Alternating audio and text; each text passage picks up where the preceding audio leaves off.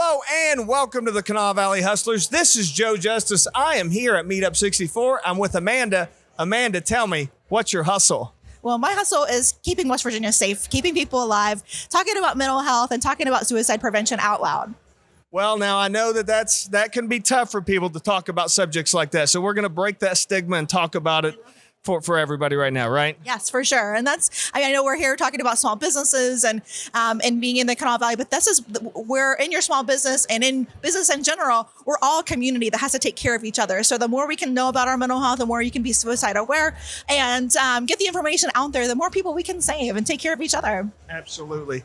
And you were telling me that West Virginia is one of the top places when it comes to suicide. Tell me about that a little bit. So our numbers in West Virginia are steadily climbing. It's the number 2 cause of death in West Virginia, ages 10 to 34.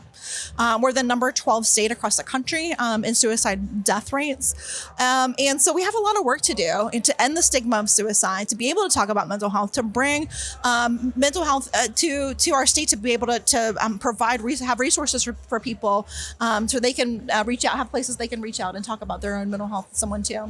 And can you talk to me a little bit about some, like I say, a lot of people don't talk about this stuff out loud. So tell me, what are some common misconceptions that you run into when it comes to suicide? So I think one of the big misconceptions of suicide is that something happened in someone's life and that's why they killed themselves. And while that can be true, where someone had a life event that was devastating to them, it maybe pushed them over the edge, but suicide is a complex, it's very complex, and there's many things that go into it. And a lot of it's mental health. So if you have mental health on top of losing your job or trouble at home or other things that are happening in your life, that can be, those all come together and can create that.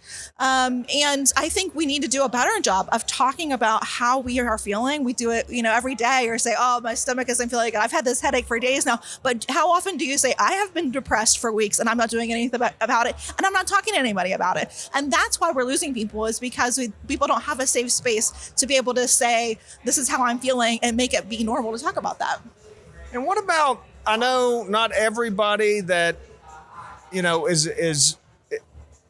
it could be a victim for suicide. Not everybody shows it on their sleeve, right? Yeah, very much so. There's so many times when someone has died by suicide that you're saying, man, I never saw that coming. And actually, that's some of the things that my organization does is we do train about suicide prevention, because people that die by suicide, they don't want to die, but they don't know how to live with the pain that they have. And oftentimes people have given signs to say how they're feeling. But if you don't know how to recognize those and you're not taking them seriously, or you're missing that, then you could miss a lot and miss major clues about someone that is showing something that could be like, okay, man, someone that you've been saying a lot about, it wouldn't matter if I wasn't here anyway, no one would care. I'm starting to think that you believe that. And people that talk like that are thinking about ending their lives. Are you thinking about ending your life? And how can I help you? Let's talk.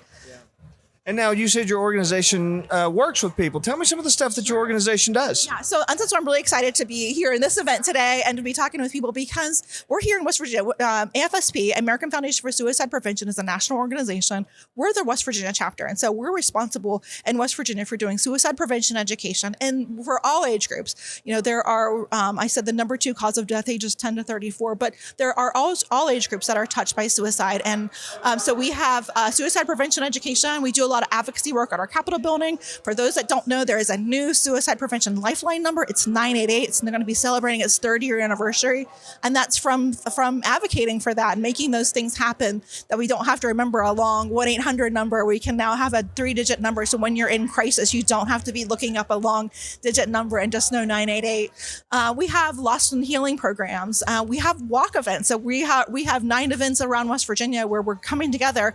They're Out of the Darkness Walks to Fight Suicide. And a great way to remember people, to celebrate your own life, that you've stayed here, and realize that you're not alone in your struggle and your loss. And I think that suicide deaths is a very lonely death. It's something that people don't know how to talk about. So if you lost someone to suicide, oftentimes it's really lonely because people don't know what to say to you. So they stop talking about your person and they stop talking to you about it, and it can be very lonely. So AFSP does create a community that is a safe space to not only talk about your person and talk about suicide prevention, but also bring it out to the community so other families don't have to go through the same thing that you're going through. It sounds like a lot of what you do is bring awareness, talking about it, getting these conversations happening out loud, and not just staying inside your own head with it. That's really true. And that's what we can do is really start reducing the stigma of suicide, talking about it just like we talk about our physical health. We're out at fairs and festivals at a table that says suicide prevention with resources. And we want anyone to show up and talk to us and help spread the word about suicide prevention too. It is not a one person, and it can feel very lonely, but there is a community of people that are there for you and you can be part of it. So we're a volunteer run organization. I'm the only paid position that we have in the whole state. Everyone else that we have are volunteers, and this is very important to them. So if this is something that you are interested in, find us, and we would love to have you be part of this mission. Awesome. Amanda, I want to thank you so much for being on with me here today. And I want to thank you for watching and listening. This is Joe Justice, the Kanawha Valley Hustler, reminding you to hustle hard, hustle smart, and hustle with a smile.